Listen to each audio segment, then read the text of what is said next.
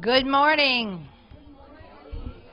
Would somebody wave at the people at the outside and tell them we got them? Okay.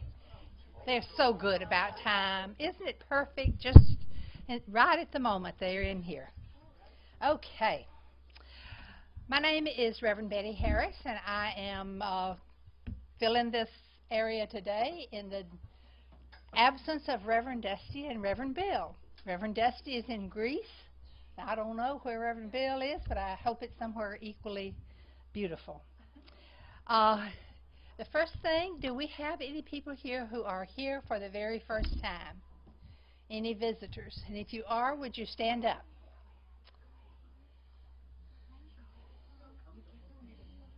No. Yes. 3, 2. Bring them a flower.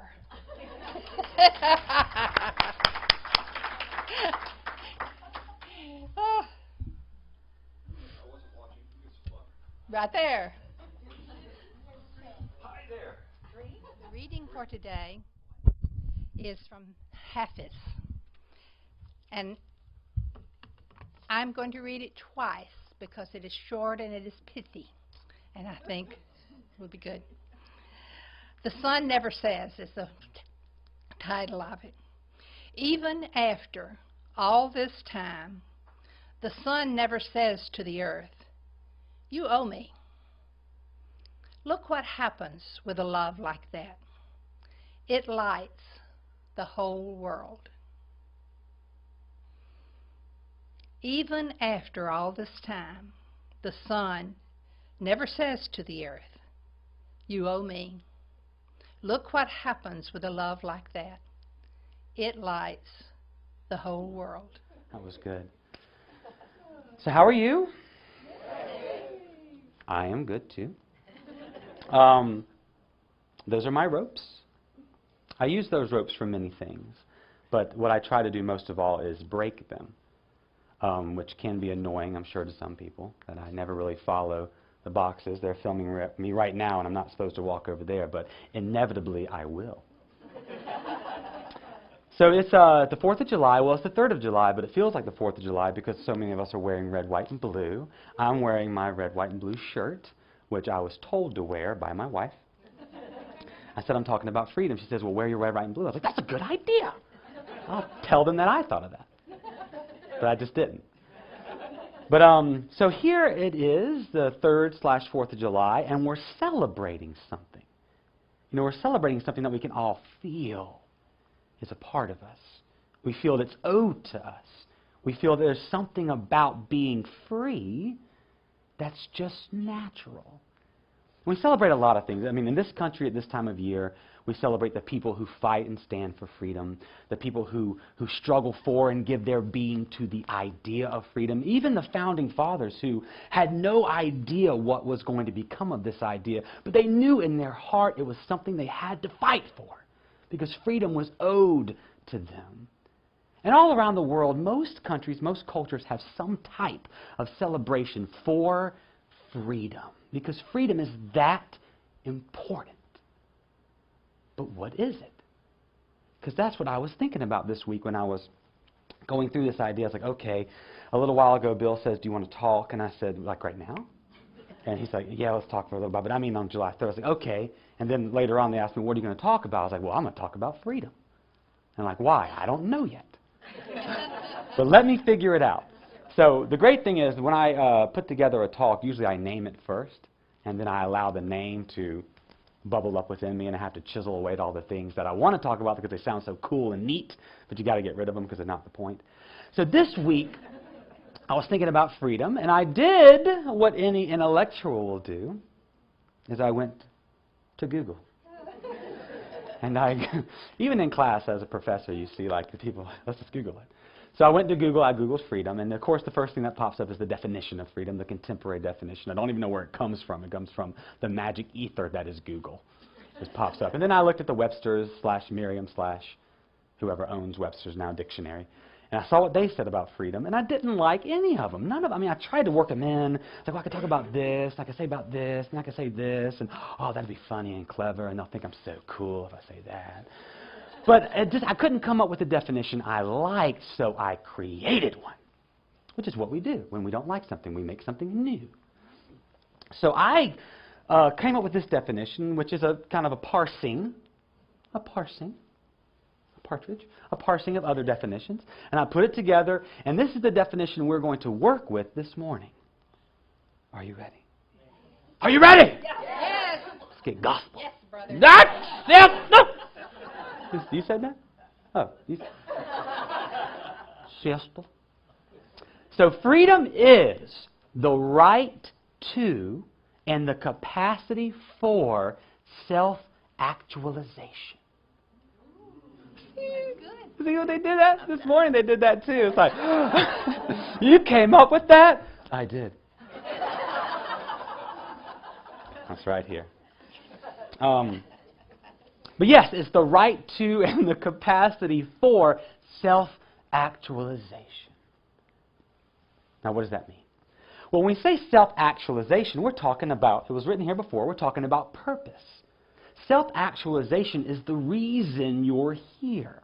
It's what you're moving toward, what you're moving for, to actualize your true potential. As God expands into your life as you, your primary role is to discover what that is and actualize it, activate it, to let it expand and grow, to know who you are and to give that to the world. Woo! That is self-actualization. And to be free is to have the right to do that, but also to have the capacity for that, which is kind of why we're here. Spoiler. So when we're talking about the right to self-actualization, it's very, very simple. We're talking about the freedom from external constraints, from bondage. Slavery is a wonderful, it's not a wonderful example, but can you edit that? Slavery is the most obvious. That's a better word. The most obvious example of an external constraint, because if I'm in physical bondage, how can I know myself and actualize my potential if I am bound by some kind of external force? So we work very hard to free ourselves and to free our fellow sentient beings from external bondage. But slavery is just one example. There's government and institutions. And these are more subtle external constraints. There is culture. You know, we'd like to think we see the world, but we see the world through the lens of our culture, through the lens of what we are taught that the world means. Because every time we see something, there it is, and we slap it with meaning. So we are constrained by our culture. We can be constrained by our family, by religious dogma. There's so many external constraints that keep us from realizing our full potential, from being who we are and giving that gift to the world. And those are very simple, right? I mean, they're just out here, beyond us. And although we work really hard to free ourselves from them, one of the things we have to realize is that they are, to a certain extent, beyond our control, which is so hard for us to accept, especially in this country, where we'd like to think we're free of everything, you know, and we want to work hard, and it doesn't mean we don't work hard. It means we give and we help others to be free as well. But we also have to realize that we are free agents. We're autonomous individuals acting in a world of autonomous individuals, and we can't really control what other people do, especially our children, no matter how much we shake them. What do I do? You are an external constraint. What does that mean? Watch it on YouTube. That's your homework. So we can't always control that. So a lot of the spiritual practice is about letting go. It's about working to free ourselves, working to free our fellow man and woman, working to free all sentient beings, participating in that, but in the end, letting go and understanding we can't really control every bit of bondage. Dig it?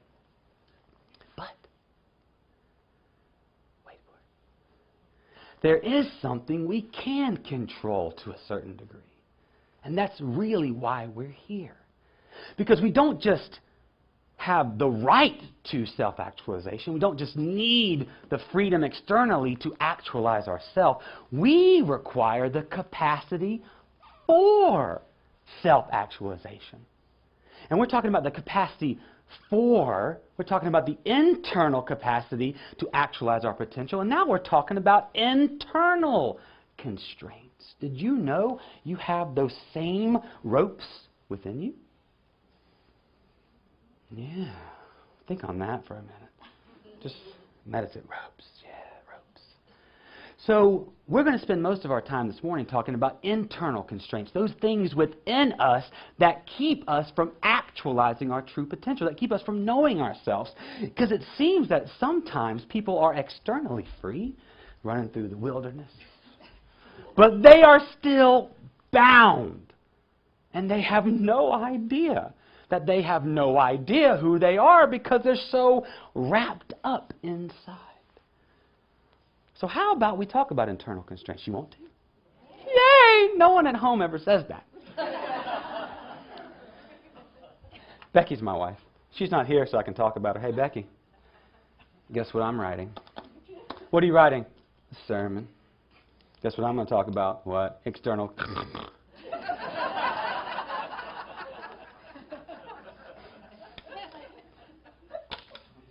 So I go talk to the cat.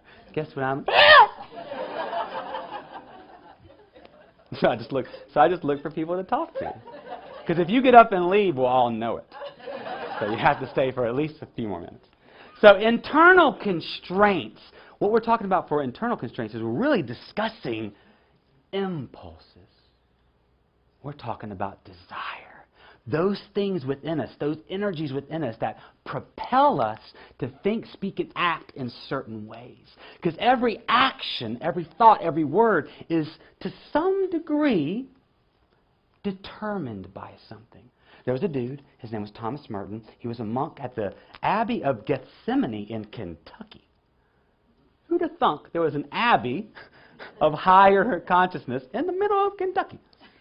But Thomas Merton said that every action, every thought, every word, every deed is determined by an impulse. Therefore, we're actually not free until we give ourselves over to the will of God, whatever that means.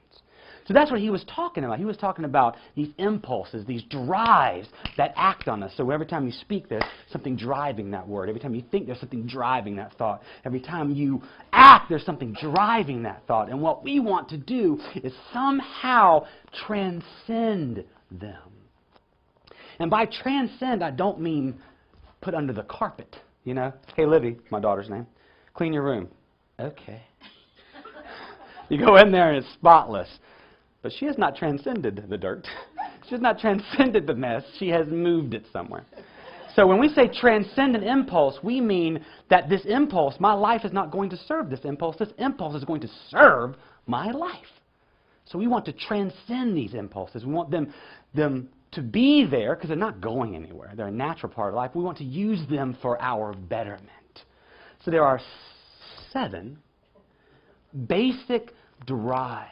There are 7 basic impulses, 7 basic chakras that drive our actions and our thoughts and our words. And when I say 7 chakras, I mean these are just ideas. I mean, different cultures and different religious institutions will have a different number of these, but generally there are 7. And what chakra means, the chakra is a Sanskrit word. It just means wheel. So there's this turning impulse inside of you that's grinding and acting upon your subtle body, which is the energy body beneath this body that sustains it. So what are these 7 impulses? I need a chart. And a thingy and a pointer. And what are these? So what are these 7 impulses, and how do we transcend them? How do we embrace them, but somehow move beyond them? 2 things before we begin. I know, they're on the edge of your seats. Like, before we begin, I'm ready to begin. I have the impulse to hear what you're saying. And I want that impulse to serve us. And I want lunch soon. So 2 things. 1, these impulses are completely natural. Don't let anyone convince you that any of your drives are unnatural because they are a part of your nature. Therefore, i.e., they are natural. They are a part of you. They're there. And 2, they are necessary. As we've evolved as beings, as we've evolved as human beings, as we evolve as people and cultures, these are an ever-present active part of who we are. And here they are. At the very base, at the root of being alive, you have a basic drive to survive. So obvious, isn't it? I'm going to eat. I'm going to clothe myself. I'm going to find shelter. In fact, I might help others to do the same because I need to survive. And I need the ones I love to survive. I want all the earth to survive. I want my institutions and my beliefs. I want everything I hold dear to survive because the shadow side, I'm extremely afraid of non-existence. I don't like it when something doesn't exist. So I have a primal drive to stay alive. And right there you see that each of our impulses, and this is the base one, lower does not mean bad. Lower means base, earthbound, earthly impulse. It means root. That's what it means. Don't get it confused. So when we're talking about survival, when we're talking about any impulse, every energy center, every chakra has a light side and a shadow side. It's like it's this wheel that's turning. Light, dark, light, dark, light, dark, light, dark, light, dark. DJ, pump this party. So the dark side, the side we get caught in when we get caught in trying to survive, is this existential fear of non-existence. They say, they are very important and smart, by the way. They say that the fundamental human fear is the fear of death. What does that mean? The fear of non-existence, the fear of not existing. So if your energy center, if where your center of gravity is, if most of your decisions are at the survival level, then you're just living to survive. How many people, how many news shows, how many things and people do you hear who are so afraid of not existing that you're like, all you're doing is surviving? But once you shed your fear of non-existence, once you move beyond that and transcend it by realizing that existence is actually eternal, that this being, this Andy, this you, comes into life and fades out of life, but that which sustains it, existence or being itself, is eternal. Once you embrace that, you'll let this thing come and go. You'll let all of this come and go. And then you'll be able to move beyond. You'll be able to transcend your basic impulse for survival. And then, bam, all of a sudden, survival is serving your life. And you can start to enjoy it, which is the second of these impulses, which is the second of these drives. And you can't get here, by the way, if you're too worried about surviving. If you don't transcend one desire, you're not going to make it to the next one. Because you're too worried about survival to actually enjoy yourself. You know what I'm saying? You dig it? Yeah. So the next impulse, our next drive, they say the chakra is located around the stuff. I'm talking to my 5-year-old too much. You know the stuff. What stuff? Go ask your mother. If we had boys, I would talk to them. I don't know. I should talk to them anyway. That's later. But our second primary drive is the drive to feel good, the drive to experience pleasure. This is also the drive for sexuality, creativity. It comes from this impulse to enjoy the beauty of life. How necessary is that? Because life is good, life is beautiful. Trees are green, the breeze is cool, the touch of a human being. What's up, girl? Yeah. Is good. It feels good, and we want to be able to enjoy that. But how easy is it to get sucked into and to have your life serve pleasure? Because once you're already surviving, once your survival needs are met, and you're not really worried about non-existence anymore, then you begin to enjoy your life, but you get stuck because pleasure rises and falls, rises and falls. And when we get caught up into it, when our center of energy, when our full self just serves that, when the pleasure rises, we try to keep it up there. We try to sustain it. And that's where addictions, pathologies, sicknesses, the Buddha talked a lot about this type of desire. He called it tanha, or thirst, the craving. So as soon as we begin to serve this, we get stuck here, we're going to try to maintain that pleasure. We're going to create a huge shadow side of our life. So how do we do it? How do we transcend pleasure? How do we enjoy the good stuff, which is good, but move beyond it? Move to a place where it is serving our life, and our life is not serving it. Well, you accept that pleasure comes and goes. When it rises, it's like surfing. You ride the wave. But you ride it out, or in. I should work on that analogy. Forget the wave. So pleasure rises and falls. When it comes, you enjoy it. When it goes, you let it go. And realize that there's a coin, and the other side of pleasure is pain, and pain is a very important part of life. You know, you lose somebody, and you feel that gaping hole in your life. Suffering and pain is important. Mourning is important. Don't ignore it.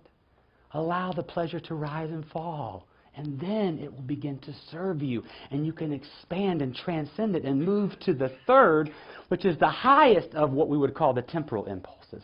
The third is the highest of the worldly impulses and the hardest to transcend. It's very, very difficult. You all probably already feel what it is.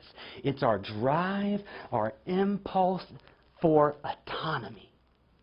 Because once you're surviving, once you're enjoying a little bit of life, then you can start to think of how important you are. Aren't I important? Aren't I powerful? Aren't I sexy?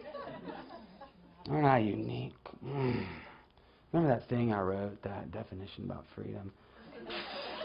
That was like out of the park. But our drive at autonomy is our drive to be unique, powerful individuals, our drive to matter. And that's important. We all want to matter. We all want to be important. But see how easy it is to get stuck here? In our culture, a lot of us are stuck in the drive to matter. For a good reason. We want to be important. We want to help others. But we get sucked into our own self-importance. And we forget that our importance is not derived from this out here, but our importance is existential. Our importance is a part of who we are. Our importance is the God principle moving through us. We all have that. We're all important. And once you get down there, you could be an autonomous individual but not get stuck there. You dig it?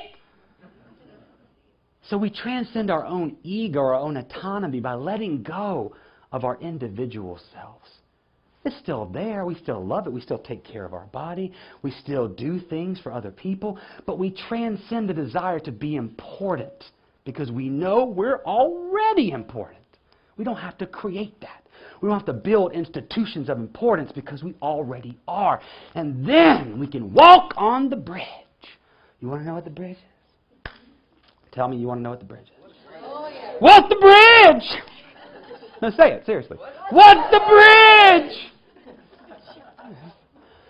The heart chakra is often called the bridge because it connects the lower three temporal chakras to the higher spiritual drives. We have spiritual impulses. Isn't that cool? The heart chakra is what connects those because it's our fundamental drive for connection. It's our drive to be a part of each other's lives. It's when you walk out of your house in the morning and there's a tree there and you're like, hey, tree. Oh, tree. Your kitty cat comes and jumps on your bed. You're like, hey, kitty, who's my big guy? I didn't think I would do that until I had cats. You know, I used to make fun of people, look at them. But then now I have them like, what you doing? What you doing? What you doing? It's our drive to connect to other people. And I mean, once we get there, we see it everywhere. We want to connect to each other. We want to connect to other people. We want to connect to other beings. We want to connect to the stars. We want to feel this connection with everything. But that also has a shadow side. Even the higher impulses have a shadow. Because if we strive for connection, we may forget that we're already connected to everyone.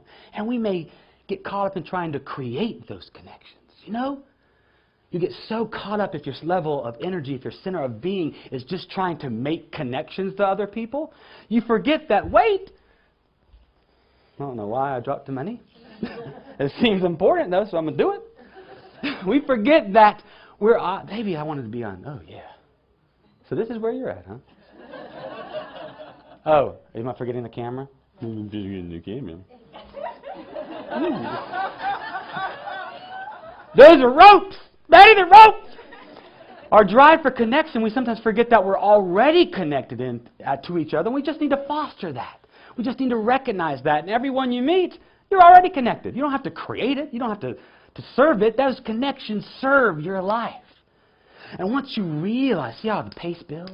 Yeah! Once you realize that impulse for connection is an activation, you actualize it, you recognize you're already connected, then you can walk, I'm not going down there, then you can walk across the bridge and move into the spiritual impulses. You can transcend, no, just let me remind you, nothing's erased, nothing's gone. You're still surviving. You still think life is good. You're still an autonomous individual. You're still connecting to others, but now, that's where it is. Now you can move into what they call the throat chakra. This is our initial spiritual desire, our initial spiritual impulse, which is the impulse to have a unique voice. Different from autonomy, different from ego, because this is the impulse to actualize God's gift through you. As God expands and creates through you, you want to actualize that and you want to give that gift to the world. You want to give yourself, you want to give God to the world. You want to give God to everyone you meet. Hey, have some God. Okay. Ah, it's God. I really wanted God. Thank you. So you want to give that God to everyone in the world. You want to give your voice. You want to speak your truth. You want to expand and express your purpose. But that's a shadow. That also has a shadow side when you try to control that gift. I get caught here a lot because I want so bad to serve people, but I want to serve people the way I want to serve people. I want to do God's will for my life, but I want to do what I think God's will for my life is. Wouldn't this be cool? Wouldn't this be cool? If this was God's will, this would be very cool. See? Look, let's do this one. So if we get caught too much in what that gift's going to be, if we try to control it, it'll become a pathology that we begin to serve. And we get too worried about our own self-importance because the ego can hide in vision. The ego can hide in the voice. These two are often confused because you want so bad to give something to the world, but you also want to be recognized for it, which is natural. You also want to be important. But we need to give what we give and recognize the realization that you are a gift to the world. As soon as God comes into being as you, that's the gift. That's it. All you got to do is actualize that. All you got to do is live your life and give who you are. That's the gift. You're already giving it. It's realization. And once you realize that, you can move to the highest level of individual spiritual drive, the highest impulse in our individual being, which is the desire and impulse to know God. The desire and impulse that drives religious development, that drives spirituality, the desire to know what God is, to come face to face with that reality and bask in its glory, to know that. But a lot of gurus get stuck here. A lot of individual seekers get stuck here. Because I'm doing it.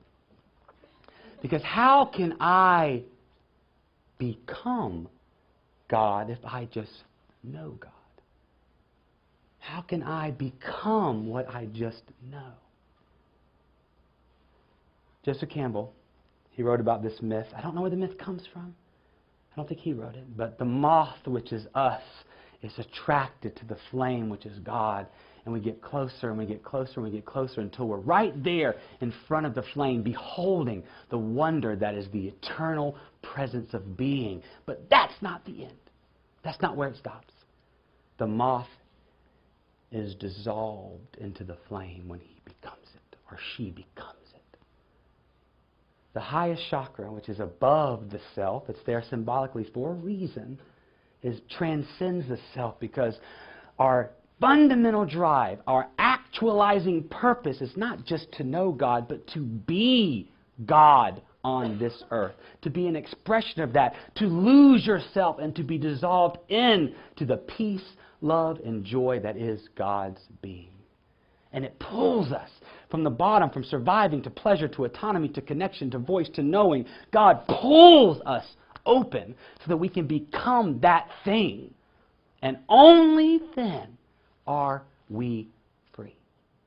Only here are we unbound by any impulse or desire. They're still there. They're still serving us. We're still surviving as human beings. Life is good. We're autonomous individuals. We're connected to each other. We have a voice. We know God. But now we are free to allow those to serve our life, which is its life, which is God's life, which is what we're doing here.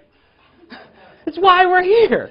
We're here to actualize that. That's the purpose. It's just a process of realization. And there's a secret. There's a secret. That was very mysterious, but you want to know what the secret is? Yeah. I keep dropping back down here. Oh, you want to know what the secret is? The secret to self-actualization. The secret to transcending our impulses and becoming all that we're meant to be, which is an actualization of our own being, which is God's pure potential pushing you to expand. The secret is knowing where freedom comes from. The secret is knowing what freedom actually is and why it's owed to us. Because as God creates, as God expands into your life, God gives itself freely in love. You read something.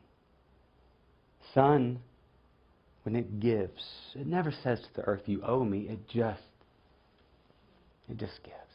And that's how God creates. It expands and gives itself freely. So we are all free. Nothing is binding us. I won't say bounding us, but nothing is binding us. We're not in chains. We're actually free. The reason this moment in this room right now matters, the reason this is what it is, the quality to this experience, is because we're having it freely. No one forced you to be here. You're having this freely. Existence is free to express itself. And so if you want to move up, if you want to move and on up, what's that show? Move and on up. If you want to move up, if you want to transcend your impulses and become that thing you're meant to become, do the same thing. Give yourself freely. Empty yourself into every thought, into every word, into every action. Give that fully in love because that's your birthright. That's why you're here. You're here to give that. Because it's like a flower that sees the sun, it opens toward it. Well, God's within you. That's the sun, and you're opening and you're expanding into that. Just let it happen. Just let go. And give yourself freely to every moment. Don't hold yourself back. Don't bind yourself, because you're the only one doing it. And once you do that, it's very weird how external constraints pretend. Sounds like my 5-year-old. I'm just pretending. I can say, I said that today too. And I'm 35. It's funny how once you are internally free, these external constraints tend to fall away. They just tend to fall away. And you move through life as a free being, just giving love, peace, and joy. Here are the mantras. Close your eyes. Close them. You don't have to close them. This morning I said you don't have to close them. But now I've got some authority, don't I? Close your eyes! And repeat after me. I exist. I exist. Life is good. Life is good. I am unique. I am unique. We are connected. We are connected. I have a gift. I have a gift. I know God. I know God. I am. I am. Well, that was fun. Thank you very much for listening. I appreciate it. Thank you. And have a wonderful day.